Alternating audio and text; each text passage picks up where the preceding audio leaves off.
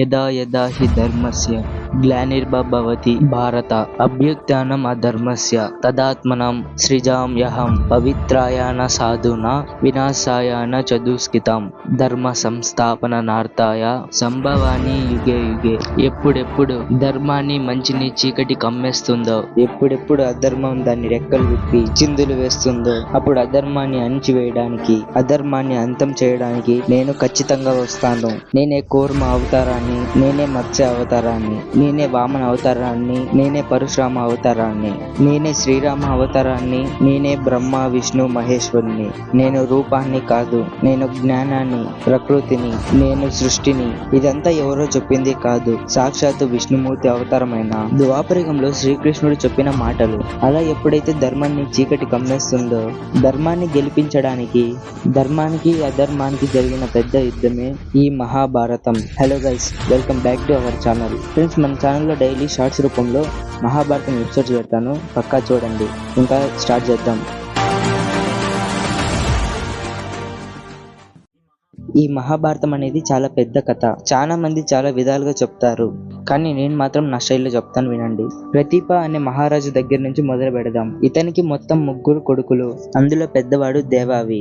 అతనికి రాజ్యం అంటే గాని, సిరి సంపదలు అంటే గాని ఎలాంటి ఆశ లేదు. అలాగే అతనికి స్వచ్ఛర్ణ వరం ఉంది కాబట్టి రాజ్యాన్ని వదిలేసి హిమాలయాలకి వెళ్ళిపోతాడు.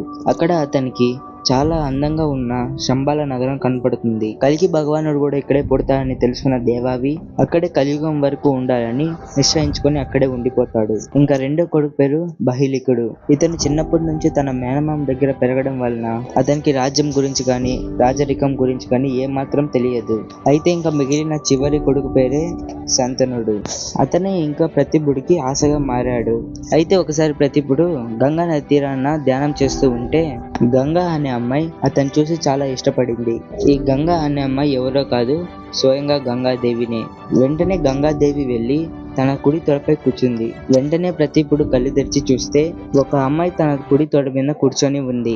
ఎవరు నువ్వు అని అడిగితే, మిమ్మల్ని చూసినప్పటి నుంచే నేను ఇష్టపడ్డాను, నన్ను పెళ్లి చేసుకోండి అని అడుగుతుంది. అమ్మ, నీకు తెలిసో తెలియకను నా కుడి తొడపైకి వచ్చి కూర్చున్నావు, అందుకు నువ్వు నా కూతురితో సమానం. అదే కనుక నువ్వు ఎడమ తొడపై కూర్చొని ఉంటే నువ్వు నా భార్యతో సమానం. కానీ నిన్ను ఇప్పుడు నా కూతురిలాగా మాత్రమే చూడగలను అని చెప్తాడు.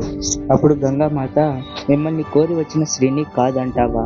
ఇదేనా మీ ధర్మం మహారాజా అని అడిగితే, అప్పుడు ప్రతిభుడు నిరాశపడద్దు, నాకు ఒక కొడుకు ఉన్నాడు, అతని పేరు శాంతనుడు. అతను నా పోలికలతోనే ఉంటాడు, అతన్ని నీ దగ్గరికి పంపిస్తాను, అతన్ని నువ్వు పెళ్లి చేసుకో అని చెప్పి వెళ్ళిపోతాడు.